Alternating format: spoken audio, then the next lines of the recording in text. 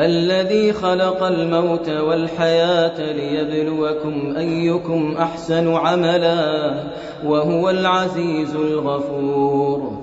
الذي خلق 7 سماوات طباقا ما ترى في خلق الرحمن من تفاوت فارجع البصر هل ترى من فطور ثم ارجع البصر كرتين ينقلب إليك البصر خاسئا وهو حسير.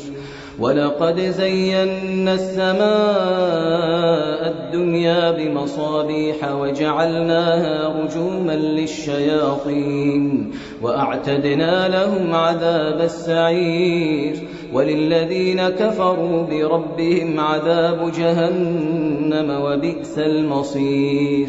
إذا ألقوا فيها سمعوا لها شهيقا